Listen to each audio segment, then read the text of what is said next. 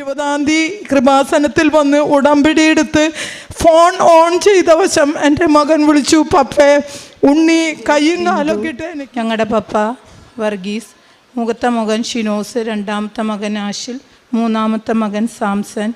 ഞങ്ങളുടെ പപ്പ ഉടമ്പടി എടുത്തത് മെയ് 20 ഞങ്ങളുടെ കുഞ്ഞിന് വേണ്ടിയാണ്. ഞങ്ങളുടെ കുഞ്ഞിന് ആദ്യമായി അസുഖം വന്നത് മാർച്ച് 25 മോന് ഒരു പനിയുമില്ല, ഒന്നുമില്ല. ചുമ്മാ കളിച്ചുകൊണ്ടിരിക്കുമ്പോൾ പെട്ടെന്ന് അവൻ തലകറങ്ങി വീഴുകയായിരുന്നു. അടുത്ത വീട്ടിൽ അവർ വന്ന് പറഞ്ഞു. ഞങ്ങൾ ഉടനെ ഹോസ്പിറ്റലിലേക്ക് കൊണ്ടുപോയി. അങ്ങനെ ഞങ്ങൾ തൃശ്ശൂർ ഒരു ട്രീറ്റ്മെൻറ്റൊക്കെ എടുത്തു. ഞങ്ങളുടെ വീട് ഏങ്ങണ്ടിയൂരാണ് ഞങ്ങളുടെ വീട്. ഞങ്ങൾ അമലയിൽ പോയി ഒരു ട്രീറ്റ്മെൻറ്റൊക്കെ എടുത്തു, EG ഒക്കെ എടുത്തു. അപ്പോൾ ചെറിയൊരു വേരിയേഷൻ ഉണ്ടെന്ന് പറഞ്ഞു. അങ്ങനെ മാർച്ച് 25 കഴിഞ്ഞ് 7 വീണ്ടും ഈ കൊച്ചിന് വീണ്ടും വീണു, തലയിൽ വലിയൊരു മുഴ.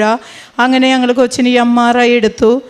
കോയമ്പത്തൂർ പോയിട്ട് MRI എടുത്തത്. എൻ്റെ മോൻ കോയമ്പത്തൂരാണ് മൂത്ത മകൻ വർക്ക് ചെയ്യണത്. അവിടെ പോയി MRI എടുത്തു. MRIയിലൊരു കുഴപ്പമില്ല ഉണ്ണിക്ക്. അങ്ങനെ ഏപ്രിൽ 14 തൊട്ട് ഈ കൊച്ചിന് മരുന്ന് കഴിക്കാനോ കണ്ണ് തുറക്കാനോ പറ്റില്ല. ഈ ഫിക്സ് എപ്പോഴും ഇങ്ങനെ വന്നുകൊണ്ടിരിക്കുകയാണ്. ഈ കുഞ്ഞിന് ഉണരാൻ പോലും പറ്റില്ല. ഫിക്സ് വന്ന് കൊച്ച് വീണ്ടും 1.5 മണിക്കൂർ ഉറങ്ങി, കണ്ണ് തുറക്കുമ്പോഴേക്കും വീണ്ടും ഫിക്സ് വരാം. അങ്ങനെ ഞങ്ങളുടെ അടുത്തുള്ള ഹോസ്പിറ്റലിൽ ഫസ്റ്റ് എയ്ഡ് കൊടുത്ത് എറണാകുളം ഏറ്റവും പ്രസിദ്ധമായ ഒരു ഹോസ്പിറ്റലിൽ തന്നെ മോനെ കാട്ടി 1 മാസത്തോളം അവിടെ ഞങ്ങൾ അഡ്മിഷൻ എടുക്കുകയും അവിടെ കിടന്ന് ചികിത്സിക്കുകയും അവിടെ എൻ്റെ അമ്മ ഫിക്സ് വന്ന് വീണ് മണിക്കൂറിന് 40,000 രൂപ വെച്ച് ഒരു സർജറി വലുത് ചെയ്യുകയും ചെയ്തു. അങ്ങനെ ഞങ്ങൾ വളരെ വിഷമിച്ചു. അപ്പോഴും ഞങ്ങൾ ഈ കൃപാസനത്തെക്കുറിച്ച് ആരും പറയുകയോ എടുക്കുകയില്ല. ഡോക്ടർമാർ തന്നെ അത് മാറ്റുമെന്ന് ഞങ്ങൾ കരുതിയിരുന്നു. പക്ഷേ ഓപ്പറേഷൻ കഴിഞ്ഞ് ഡോക്ടർ വന്നപ്പോൾ ഞങ്ങൾ ചോദിച്ചു, ഡോക്ടറെ ഈ രോഗത്തിന് ഇനി ചികിത്സയൊന്നുമില്ലേ ഡോക്ടറെ? എവിടെയാണെങ്കിലും ഞങ്ങൾക്കുണ്ടായി ഞങ്ങളുടെ കുഞ്ഞിനെ ചികിത്സിക്കാമെന്ന് പറഞ്ഞു. ഉടനെ ഡോക്ടർ പറഞ്ഞു, അപ്പോൾ തന്നെ ഡോക്ടർ പറഞ്ഞു, ഒരു ഫാദർ ഞങ്ങളുടെ കൂടെ ഉണ്ടായിരുന്നു. അപ്പോൾ തന്നെ ഞങ്ങളുടെ അടുത്ത് പറഞ്ഞു, നിങ്ങൾക്ക് വേറൊരു ഹോസ്പിറ്റലിലേക്ക് ലെറ്റർ തരാമെന്ന്. അങ്ങനെ ഞങ്ങൾ ആംബുലൻസിൽ തന്നെ അമൃത ഹോസ്പിറ്റലിലേക്ക് വന്നു. അവിടെ വന്ന് 16 ഞങ്ങൾ അമൃതയിൽ അഡ്മിഷൻ എടുത്തത്. അവിടെ ഞങ്ങൾ രാത്രി ഞങ്ങളെ EGയിലോട്ട് മാറ്റി. 24 മണിക്കൂർ ഫുൾ ടൈം ഞങ്ങൾ EGയിലിരുന്നു. പക്ഷേ കുഞ്ഞിന് ഒരു 8 മണിക്കൂറൊന്നും ഒരു കുഴപ്പമുണ്ടായിരുന്നില്ല. അത് കഴിഞ്ഞ് കുട്ടിക്ക് ഫിക്സ് വരൽ മാത്രം, വേറൊരു പരിപാടിയില്ല. കുട്ടിയുടെ പേര് പറയാനോ കുട്ടിക്ക് എണീറ്റ് നിൽക്കാൻ പോലും പറ്റാത്തൊരവസ്ഥയിൽ ഡോക്ടർമാർ ICUവിൻ്റെ EGയുടെ റൂമിൽ തന്നെ ഇവന് ട്യൂബിട്ട് മരുന്ന് കൊടുക്കാൻ പറ്റാത്തൊരവസ്ഥയിൽ പെട്ടെന്ന് ICUവിലേക്ക് മാറ്റി. ICUവിൽ ചെന്നപ്പോൾ ഈ കുട്ടിക്ക് മിണ്ടുവാനോ പറയുവാനോ സംസാരിക്കാനോ കാല് പൊക്കാനോ ഒന്നിനും ഒരു കഴിവില്ലാതെയായി. കുട്ടിയുടെ ബ്രെയിന് ബാധിച്ചു. അങ്ങനെ ഡോക്ടർ എന്നെയും പപ്പയെയും മൂത്ത മകനെയും വിളിച്ചു. മൂത്ത മകൻ ഹോസ്പിറ്റലിൽ തന്നെയാണ് വർക്ക് ചെയ്യണത്. അവനെയും കൂടി വിളിച്ചിട്ട് ഡോക്ടർ പറഞ്ഞു, എന്നെക്കൊണ്ട് എനിക്ക് ഒന്നും ഇനി ചെയ്യാൻ പറ്റില്ല, എൻ്റെ പരമാവധി ഞാൻ ചെയ്യുന്നുണ്ട്, ഇനി നിങ്ങൾ ദൈവത്തോട് തന്നെ പറയണമെന്ന് പറഞ്ഞു. അങ്ങനെ ഈ കൊച്ചിനെ ICUവിലോട്ട് മാറ്റി. ഞങ്ങളോട് ഇത് ഡോക്ടർ പറഞ്ഞു.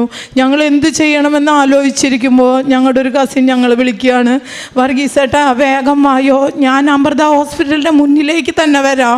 അവർ കാറും കൊണ്ടുവന്ന് ഉണ്ണീനെ വേഗം പപ്പേനെ വേഗം ഉടമ്പടി എടുക്കാൻ കൊണ്ടുപോയി. അതിന് മുന്നേ ഞങ്ങളിവിടെ ഫോൺ വിളിക്കുകയും ഞങ്ങളുടെ ഒരു കസിൻ വരുമ്പോൾ പറയുകയും എല്ലാം ചെയ്തു.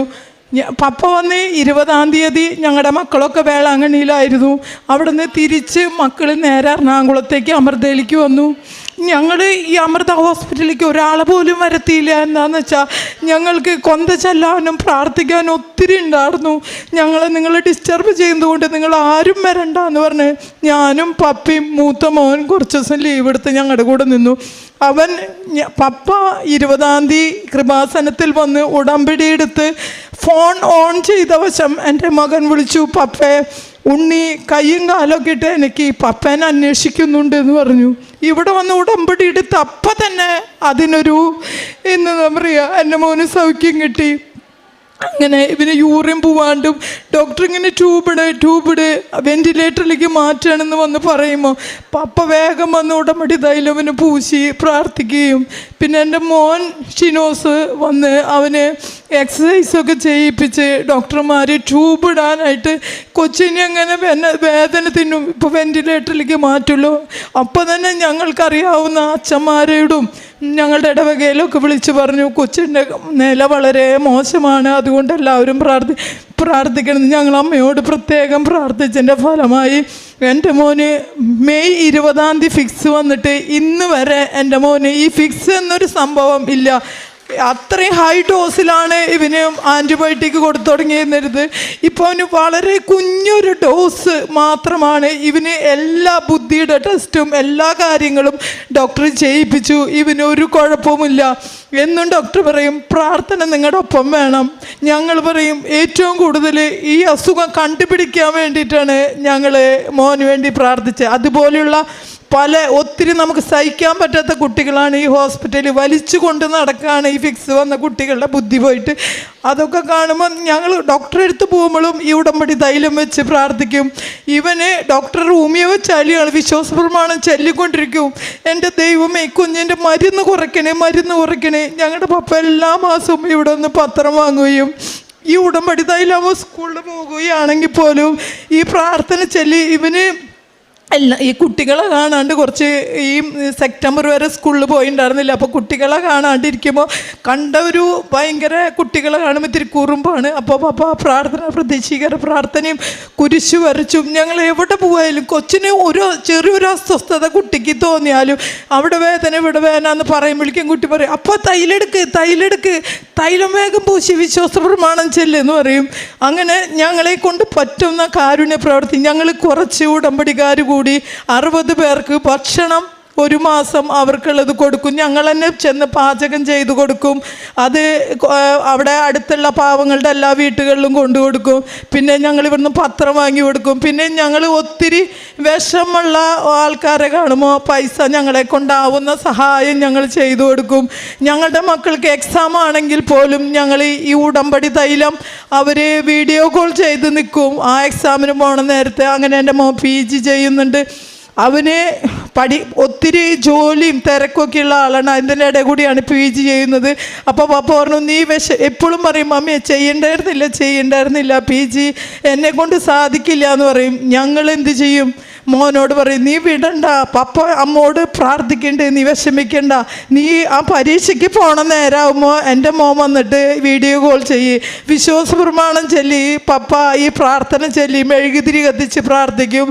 രാവിലെ ഞാനും പപ്പിയും 5:30 എണീറ്റ് ഈ പ്രാർത്ഥന ഡെയിലി അനുദിന പ്രാർത്ഥനയും ഞങ്ങൾ ചെല്ലുകയും പപ്പേരൊപ്പം ഞാനും പ്രാർത്ഥിക്കുക. ഡെയിലി പള്ളിയെ പോവും. പിന്നെ കൊന്തെത്തിക്കും. ഞങ്ങളുടെ പപ്പയ്ക്ക് എന്താ പറയുക, ഞങ്ങളുടെ മോനെ ദൈവം മാതാവ് ഇങ്ങോട്ട് തിരിച്ചു തന്നല്ലോ, അതിന് വേണ്ടി ഞങ്ങൾ എന്തു ത്യാഗം ചെയ്യാനുള്ള തയ്യാറാണ്. എനിക്ക് ഇഷ്ടംപോലെ മുടിയൊക്കെ ഉണ്ടായിരുന്നു. ഞാൻ ഈ 2 ആഴ്ച മുന്നേ എൻ്റെ മോൻ അസുഖം വന്നതിൻ്റെ സാക്ഷിയായിട്ടാണ് ഈ തല മൊട്ടയടിച്ചിരിക്കുന്നത്. അല്ലാണ്ട് ഞാൻ വേറെ അസുഖം ആൾക്കാർ എന്നോട് ചോദിക്കും കീമോ ചെയ്തിട്ടാണോ? കീമോ ചെയ്തിട്ടല്ല, എൻ്റെ മോൻ്റെ അസുഖം അമ്മ മാതാവ് മാറ്റി തന്നതിൻ്റെ ഈ തെളിവായിട്ടാണ് ഞാൻ ഈ മുടി മൊട്ടയടിച്ചിരിക്കുന്നത്. പിന്നെ എൻ്റെ മക്കൾക്കും ഞങ്ങളുടെ മക്കളെ ഇവരെവിടെയൊന്നുമില്ല. ഒരാൾ പാലക്കാട്, ഒരു കോയമ്പത്തൂരാണ്. ഇവരെ ഞാൻ നിർബന്ധിച്ച് മക്കളെ ഉണ്ണിക്ക് വേണ്ടി ഒരു സാക്ഷ്യം പറയാനല്ലേ എന്ന് പറഞ്ഞ് ഇവരെ ഇവിടെ നമ്മൾ പുറത്തേക്ക് ഇറങ്ങുമ്പോൾ പപ്പ ഈ തൈലെടുത്ത് പ്രാർത്ഥിച്ച് വിശ്വാസമാണ് ചൊല്ലി ഞങ്ങളുടെ വണ്ടികളും ഞങ്ങൾ ചെയ്തിട്ടാണ് പുറത്തേക്ക് ഇറങ്ങുകയുള്ളൂ. ഞങ്ങൾക്ക് ഒത്തിരി അനുഗ്രഹം മാതാവ്. അതുപോലെ എൻ്റെ അമ്മച്ചിക്ക് ഭയങ്കര തണ്ടൽ വേദനയാണ്. അമ്മച്ചിൻ്റെ തണ്ടലിലും ഈ തൈലം പൂശിയിട്ട് ഇവിടെ ഇപ്പോൾ അമ്മച്ചിനും കൂടി നടക്കാൻ വയ്യ. 3 മാസമായി മണൽക്കിഴി കെട്ടിയിട്ട് വീട്ടിൽ കിടക്കുന്ന അമ്മച്ചിനെ ഞങ്ങൾ തൈലം പുരട്ടി ഇപ്പോൾ ഞങ്ങൾ കൊണ്ടുവന്നിട്ടുണ്ട്. ഒത്തിരി അനുഗ്രഹം തന്ന അമ്മ മാതാവിനും തിരുകുമാരനും കോടാനുകൂടി നന്ദി പറയാണ്. ഞാനൊരു സ്കൂളിലാണ് വർക്ക് ചെയ്യണത്. ഞാൻ ഈ പത്രം കൊണ്ട് ടീച്ചേഴ്സിന് കൊടുക്കും. എല്ലാ ദിവസവും ഈ ഡെയിലി അനുദിന പ്രാർത്ഥന എൻ്റെ ഫോണിലുള്ള മുഴുവൻ ഒത്തിരി നമ്മൾക്ക് അറിയുന്ന ആളുകൾക്കൊക്കെ ഞാൻ ഷെയർ ചെയ്ത് കൊടുക്കും. ഇത്രയും അനുഗ്രഹം തന്ന കൃപാസനം അമ്മയ്ക്കും തിരുകുമാരനും കോടാനുകൂടി നന്ദി പറയാണ്. ഇതുവരെ എൻ്റെ കുഞ്ഞിന് ഒരു ബുദ്ധിമുട്ടോ പ്രയാസമോ അമ്മ മാതാവ് പപ്പ ഉടമ്പടി എടുത്ത നിമിഷം തന്നെ എൻ്റെ മോൻ്റെ എന്താ പറയുക സകല രോഗങ്ങളും എന്താ പറയുക വെന്റിലേറ്ററിലേക്ക് എടുത്ത മോനാണ്. തൊട്ടപ്പുറത്ത് വെന്റിലേറ്റർ ശരിയാക്കി വെച്ചിട്ടുണ്ട്. ഡോക്ടർക്കൊന്നും ചെയ്യാൻ പറ്റില്ല എന്ന് പറഞ്ഞ മോനെ ഞങ്ങൾക്ക് മാതാവ് തിരിച്ചു തന്നു. ഈ ഉടമ്പടിയുടെ ഒറ്റ വെളിച്ചത്തിലാണ് എൻ്റെ മോന് സൗഖ്യം കിട്ടിയെന്ന് ഞാൻ കോടാനുകൂടി നന്ദിയും അമ്മ മാതാവിന് നന്ദിയും തിരുകുമാരന് സ്തുതിയും പറഞ്ഞ് നന്ദി പറയുന്നു. Praise the Lord. 2 സാമുവേൽ 22:7 കഷ്ടതയിൽ ഞാൻ കർത്താവിനെ വിളിച്ചപേക്ഷിച്ചു, എൻ്റെ ദൈവത്തോട് ഞാൻ നിലവിളിച്ചു, അവിടുന്ന് തൻ്റെ ആലയത്തിൽ നിന്ന് എൻ്റെ അപേക്ഷ കേട്ടു, എൻ്റെ നിലവിളി അവിടുത്തെ കാതുകളിലെത്തി. സാംസൺ വർഗീസും കുടുംബവും വളരെ സന്തോഷത്തോടും നന്ദിയോടും പരിശുദ്ധ കൃപാസന മാതാവിൻ്റെ തിരുനടയിൽ കുടുംബത്തിന് ലഭിച്ച വലിയ അനുഗ്രഹത്തെ സാക്ഷ്യപ്പെടുത്തുകയാണ്. കുടുംബത്തിലെ ഇളയ മകന് സാധാരണ പോലെ തുടങ്ങിയ ചെറിയൊരു പനി, തലകറക്കം, അത് പിന്നീട് എന്തെന്നില്ലാത്ത വിധം ഗൗരവാവസ്ഥയിലേക്ക് മാറുന്നു. മരണക്കിടക്കയോളം രോഗമെത്തിക്കുന്നു. ഡോക്ടർമാർ പലരും പല ആശുപത്രികളിലും ഓരോരുത്തരും കണ്ട് മുന്നോട്ട് പോയിട്ട് ശരിയായ ചികിത്സ പോലും മകന് കൊടുക്കുവാനാവാത്ത വിധം കാണുന്ന ലക്ഷണങ്ങൾക്കുള്ള മരുന്ന് കൊടുത്ത് മുന്നോട്ട് കൊണ്ടുപോകുന്ന അവസ്ഥയെത്തുന്നു. ഏറ്റവും ഗുരുതരമായ രോഗ അവസ്ഥയിലാണ് ബന്ധുവായൊരു വ്യക്തി കൃപാസനത്തെക്കുറിച്ച് ഈ കുടുംബത്തെ അറിയിക്കുകയും കുടുംബനാഥൻ തന്നെ ആ മകൻ മരണത്തോട് മല്ലടിക്കുന്ന നിമിഷങ്ങളിൽ അമ്മ മാതാവിൻ്റെ തിരുനടയിലെത്തി കണ്ണീരോടുകൂടി ഉടമ്പടി എടുത്ത് പ്രാർത്ഥിക്കുന്നത് സഹോദരി പങ്കുവച്ചു. ഉടമ്പടി എടുത്ത് പുറത്തേക്കിറങ്ങി മൊബൈലൊന്ന് ഓൺ ചെയ്തപ്പോൾ ആദ്യം കേൾക്കുന്നത് ആ 2-3 ദിവസങ്ങളായി ഒരു അനക്കവുമില്ലാതെ കിടന്ന മകൻ കണ്ണു തുറന്ന് കൈകാലുകൾ ചലിപ്പിച്ച് അപ്പായെ തിരക്കിയെന്ന്. പ്രിയമുള്ളവരെ, കൃപാസനം സന്നിധിയിൽ വന്ന ആരൊക്കെ ഹൃദയം നുറങ്ങി വല്ലാതെ ജീവിതത്തിൽ മറ്റൊരാശ്രയമില്ലാതെ പ്രാർത്ഥിക്കുന്നുവോ അവർക്കൊക്കെയും ഇത് അനുഗ്രഹത്തിൻ്റെ സന്നിധാനമാണ്.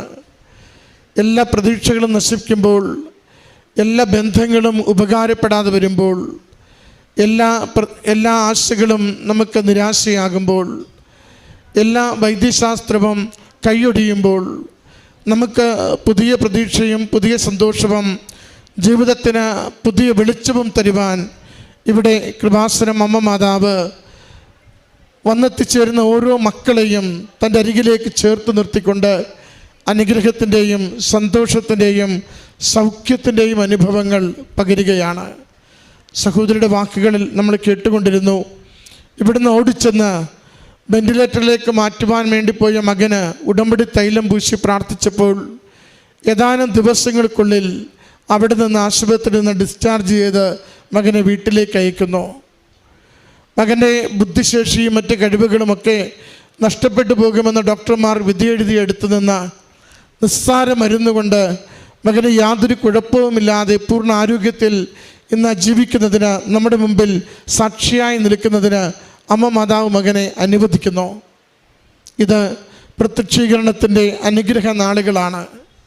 ലോകത്തിന് മുഴുവനുമുള്ള സന്ദേശമായി ഏതൊരു ദുരന്തം വരുമ്പോഴും പ്രാർത്ഥന കൊണ്ടതിന് പരിചയമാകുവാൻ, സംരക്ഷണമേകുവാൻ കൃപാസനത്തിൽ പ്രത്യക്ഷപ്പെട്ട അമ്മ മാതാവിന് സാധിക്കുമെന്ന് ലോകത്തോട് അരുളി ചെയ്തത് ഈ ലോകത്തിൻ്റെ വിവിധ ദേശങ്ങളിൽ നിന്ന് ഈ ആലയത്തിലെത്തി അനുഭവം കിട്ടുന്നവർ വിളിച്ചു പറയുന്നു, ഇതാണ് സുവിശേഷം, ഇതാണ് ജീവിതമെന്ന്.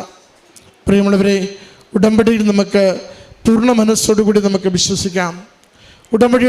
ഉടമ്പടി തൈലവും ഉടമ്പടി ഉപ്പ് നേർച്ച വസ്തുക്കളും പൂർണ്ണ വിശ്വസ്തയോടുകൂടി വിശ്വാസത്തോടുകൂടി സൗഖ്യപ്പെടുത്തുമെന്ന പ്രതീക്ഷയോടുകൂടി പ്രശ്നം പരിഹരിക്കുമെന്ന നിശ്ചയത്തോടുകൂടി നമുക്ക് അവ ഉപയോഗിക്കുവാൻ പരിശ്രമിക്കാം. അമ്മ മാതാവിൻ്റെ പ്രത്യക്ഷീകരണ പ്രാർത്ഥനയും ജപമാല പ്രാർത്ഥനയും നല്ല വിശ്വാസത്തോടെ നമുക്ക് ചൊല്ലിത്തുടങ്ങാം. ചെറിയ കാര്യങ്ങളാണ് നമ്മളോട് ഉടമ്പടി ജീവിതത്തിൽ ആവശ്യപ്പെടുന്നത്. വലിയ അനുഗ്രഹങ്ങൾക്ക് വേണ്ടി, വലിയ പ്രതിസന്ധികൾ മാറുന്നതിന് വേണ്ടിയാണ് നമ്മൾ പ്രാർത്ഥിക്കുന്നതും. ഓർക്കണമേ, നാം കടന്നു പോകുന്ന ജീവിതത്തിൻ്റെ പ്രശ്നങ്ങളോടും പ്രതിസന്ധികളോടും തുലനം ചെയ്യുമ്പോൾ ഈ ഉടമ്പടി ജീവിതത്തിൽ നമ്മളിൽ നിന്നും ആവശ്യപ്പെടുന്ന കാര്യങ്ങളുടെ ആ ഗൗരവം എത്രത്തോളമുണ്ട്. നിസ്സാരമായ ചെറിയ കാര്യങ്ങളോട് നമ്മൾ വിശ്വസ്തത പുലർത്തുമ്പോൾ വലിയ കാര്യങ്ങൾ ദൈവം നമുക്ക് വേണ്ടി കാത്തുവെച്ചൊരുക്കി വെച്ചിരിക്കുന്നു, അനുഗ്രഹിച്ച് നമ്മളെ സഹായിക്കുന്നുവെന്ന ഈ കുടുംബത്തിൽ ലഭിച്ച എല്ലാ അനുഗ്രഹങ്ങളെയും നല്ല ദൈവത്തിന്, വലിയ ദൈവത്തിന് നന്ദി പറഞ്ഞുകൊണ്ട് നല്ല കരഘോഷത്തോടു കൂടി ഈ കുടുംബത്തിൻ്റെ സാക്ഷ്യം അമ്മ മാതാവിനും തിരുക്കുമാരൻ്റെ സന്നിധിയിലും നന്ദിയായി സമർപ്പിക്കാം.